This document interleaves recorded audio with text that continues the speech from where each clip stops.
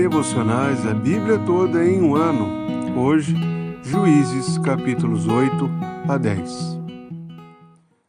Os capítulos 8 a 10 de Juízes, nós seguimos ladeira abaixo. Na verdade, o que nós vemos em seguida é justamente o caminho de Israel que vai se afundando cada vez mais diante de juízes que estão cada vez mais distantes do Senhor. Aquelas figuras iniciais de juízes justos que faziam a vontade de Deus e que serviam para a libertação de Israel, agora começa a ser manchada. Por mais que os juízes continuassem sendo instrumentos de libertação de Israel, eles agora caminhavam em pecado. Eram muitas vezes marcados pelo pecado e tinham sua carreira como juiz manchada pela corrupção. É assim que acontece com Gideão. Gideão, aquele último juiz que vimos e que triunfou contra os midianitas, agora termina sua carreira em baixa, pecando contra Deus. O capítulo 8 começa com um conflito. Efraim se revolta contra Gideão por não ter sido chamado para a batalha contra os midianitas, que foi descrita lá no capítulo 6. As tribos de Naftali, as demais tribos foram chamadas, mas a tribo de Efraim não foi chamada. Isso causa um atrito. Porém, Gideão, sabiamente, restabelece a paz, elogiando a participação dos efraimitas na batalha, eles que venceram os príncipes de Midian. Mas agora a batalha prossegue. Gideão agora precisa capturar os dois reis, Zeba e Salmuna, os reis dos midianitas. E para isso, Gideão passa com seus 300 homens por Sucote e Penuel, duas cidades de Israel, que não mostraram nenhum tipo de hospitalidade para esses homens. Em ambas cidades, Gideão pediu alimento e mantimento para os seus homens, mas os dois negaram. Os dois lados mostram falta de misericórdia. Na verdade, Gideão faz uma promessa de juízo e diz que quando voltasse com Zeba e Salmuna, ele puniria aquelas cidades. Gideão é eficaz na batalha e prende Zeba e Salmuna e agora volta para cumprir a sua promessa. Ele dá uma surra com espinheiros nos homens de Sucote e depois derruba a torre de Penuel e mata aqueles líderes da cidade. Esse evento evidencia a falta de misericórdia de Gideão. Aquele juiz que estava libertando Israel também era um homem sem misericórdia para com seus irmãos israelitas, aquele que trazia juízo para o seu povo. Mesmo assim, o povo de Israel pede para que Gideão reine sobre eles, e ele rejeita isso. Mas note, no próximo capítulo, como isso acaba sendo distorcido. Porque logo em seguida vem Abimeleque, o filho de Gideão. E Abimeleque significa, meu pai é rei. Por mais que Gideão tivesse rejeitado o trono, o seu filho, chamado Abimeleque, indicava o reinado que pertencia a Gideão no seu coração. Além disso, o próprio ato de Gideão fazer uma túnica sacerdotal mostra a corrupção de Israel. Aquilo foi um tropeço para Israel, levou Israel à idolatria. Isso mostra como Gideão, um libertador, serviu para trazer juízo para Israel por conta do pecado. E o capítulo 9 introduz aquele que é o sucessor de Gideão. E não foi um sucessor levantado por Deus, pelo contrário. Abimeleque, o filho de Gideão, ele toma o poder para si. Ele decide reinar sobre Israel e por isso ele mata seus irmãos, a fim de assim tomar o poder. Jotão, porém, o filho mais novo, escapa. E é ele mesmo quem compõe uma alegoria que é citada no meio desse capítulo 9 de Juízes. Essa alegoria de Jotão tinha o objetivo, mostrar para as lideranças de Israel que Abimeleque não era um bom rei.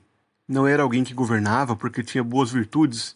Na verdade, Abimeleque era um líder inútil e perigoso que poderia trazer destruição sobre Israel.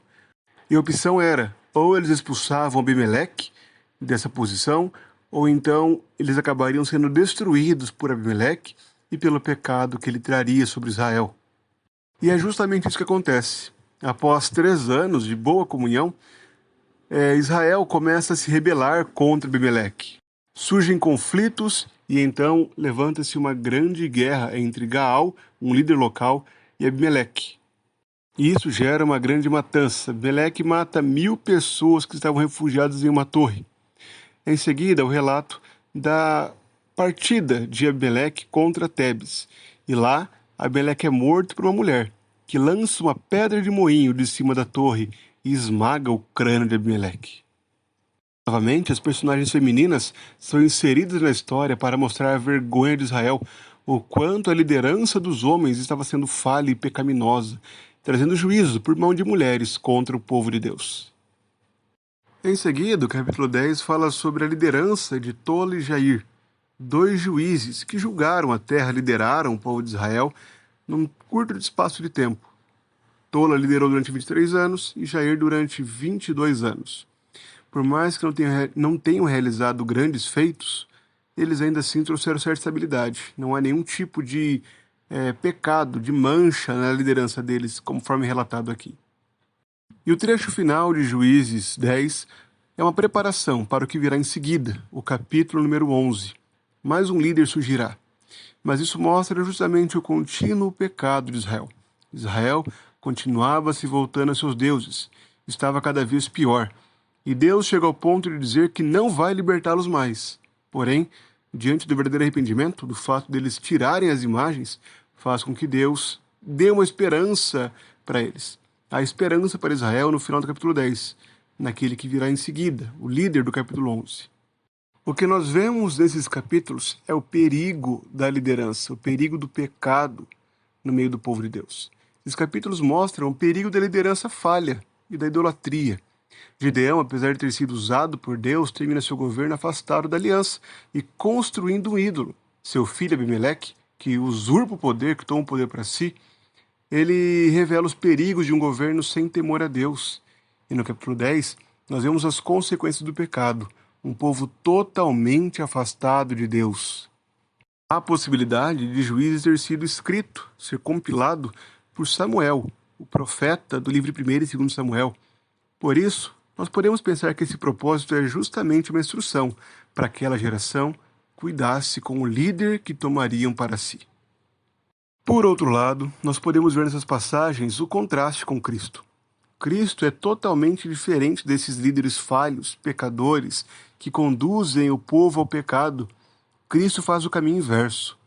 É um rei perfeito, que conduz o seu povo à santidade, à justiça, que leva o seu povo à retidão e não ao pecado, que faz com que o seu povo cresça em santidade e não se afunde cada vez mais, se afastando de Deus e tornando-se desagradável a Deus. E esse capítulo para nós, irmãos, é um importante alerta. Um alerta para nós cuidarmos com aqueles que podem influenciar nossa vida. Devemos ter o cuidado de avaliar tudo o que ouvimos. Devemos ter um coração centrado em Deus. Ter atenção daquelas pessoas que nos levam ao pecado e não a amar ao Senhor. Isso é sério, isso é grave. O pecado é algo sério e precisamos ter o zelo de examinar todas as coisas conforme as Escrituras. Além disso, devemos nos refugiar em Cristo, sabendo que a perfeição que nós esperamos só é possível nele. Nós precisamos de pessoas que nos conduzam a Cristo, que nos lembrem de Cristo, para que assim tenhamos a alegria de nos aproximarmos cada vez mais de Deus. Por isso, rejeite a idolatria, agarre-se a Cristo, siga e acompanhe e caminhe junto com aqueles que são irmãos em Cristo.